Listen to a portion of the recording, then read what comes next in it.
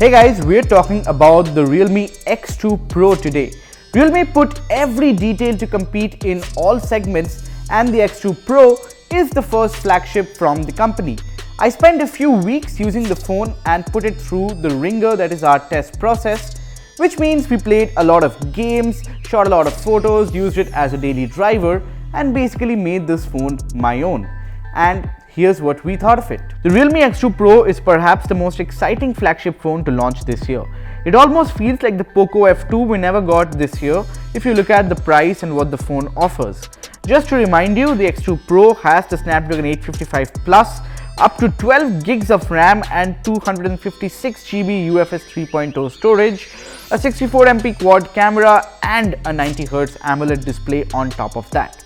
Can you imagine all that for Rs 29,999? We surely couldn't. Let's start with the most obvious. The Realme X2 Pro is fast, and it's faster than the majority of smartphones, even some that are far more expensive than the X2 Pro. How do we know? Well, benchmark numbers for one peg this at par with the OnePlus 7T and faster than the Redmi K20 Pro and the Asus 6Z. You can see that in the graphs on screen. But benchmarks only tell part of the story. Part of what makes the Realme X2 Pro feel fast is the 90Hz refresh rate display. It's like getting an SSD for your old laptop. Everything feels fast from the get-go. Browsing is smoother, scrolling is smoother, animations are faster. But then again, you won't be able to get the full experience of a 90Hz display like you get on a PC. Most apps and games only go up till 60 frames per second, while your videos and movies run at an even lower FPS. So your 90Hz experience is limited primarily to the UI, which is good enough for now. Now we played games, lots of games, but mostly Call of Duty Mobile, because that's the ongoing favorite among the people in the lab. In most of the games, we managed to clock the peak frame rate with impressive stability with the best possible graphics offered by these games. PUBG Mobile ran at an impressive 60 FPS with 100% stability with everything maxed out. Call of Duty Mobile also clocked 60 frames per second but at a slightly lower 97% stability, while Asphalt 9 ran at 30 frames per second with 92% stability. These are super impressive numbers, especially for a phone priced Rs 29,999. Like, the difference in gaming performance between the ROG Phone 2 and the Realme X2 Pro are just marginal at best. The Realme X2 Pro didn't heat up much. It definitely didn't overheat and hit 50 degrees after an hour of gaming, indicating that the cooling system works pretty well to dissipate all the heat you generate while gaming. Audio during game is also pretty loud thanks to Dolby DTS-X certification, but what I missed coming from the ROG Phone 2 was the touch latency. That's something Realme left unchanged from its mid-range phones and can act as a deterrent while gaming. Of course, we didn't have a robotic arm to test it, so you have to take our word for it, or best, experience it in a store or something. Now let's see how the camera performed next. The Realme X2 Pro is the only flagship phone with the 64 MP Samsung GW1 image sensor in tow. Does it make a huge difference? Not really. Yes, you can zoom to a larger extent in a photo after you have shot it, but it has the same inherent flaws of the 48 MP cameras that we see today.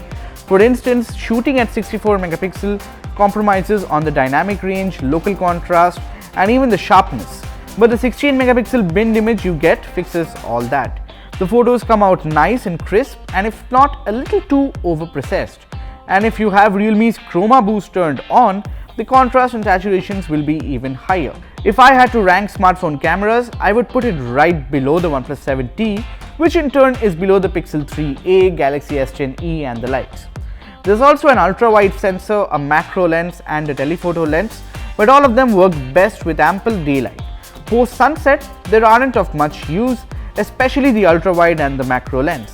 The night mode works the same way as others, multi-frame noise reduction by capturing multiple images, resulting in images that are well illuminated, somewhat sharp, but highly discolored, and if you zoom in, you can see the watercolor effect due to noise reduction algos working over time. Apart from that, there's 960 FPS slow-mo recording done using interpolation, a portrait mode and an expert mode.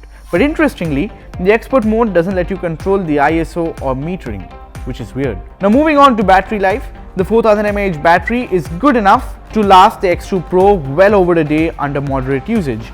We clocked 643 minutes of screen on time as compared to 753 minutes by the OnePlus 7T on PCMark's battery test. But if you game a lot, you will have to plug it in by the evening, and that's where the X2 Pro shines. It is indeed the fastest charging smartphone by a long mile. You get a 50-watt Super VOOC charger out of the box, which tops up the battery to full capacity in under 30 minutes. When I was using it as a daily driver, I would only put the phone on charge while I was getting ready for work, and by the time I was about ready to leave home, the phone would be at 100%. But do note, the Super VOOC fast charging only happens with the adapter and the cable that Realme bundles with the phone. No other charger or cable will give you that speed. The bottom line is that the Realme X2 Pro offers the best value for money among all other smartphones today. It offers basically everything that the OnePlus 7T does and then some more, all at a lower price. But then again, like the OnePlus flagships, this isn't a true flagship phone. There are chinks in this seemingly indestructible armor. For instance, Realme didn't make any form of water resistance claims, so the phone might not survive a heavy downpour. There's also no optical or electronic stabilization in the camera. Lastly, the software on the X2 Pro is the same as other Realme and Oppo phones. It runs on ColorOS 6 based on Android 9. It's not Android 10, while the OnePlus 7T is. Plus, the whole UI aesthetics is not up to my taste. It does have all the features that you will generally need, but if you're coming from a stock Android phone or a Samsung, Xiaomi or a OnePlus device, you will have to learn everything all over again from scratch. So there you have it. That was our review of the Realme X2 Pro. Let us know if you have more questions about the phones in the comments below, and I'll be happy to take them up. Also, do remember to hit subscribe if you haven't already to stay up to date with videos from digit.in. Thanks.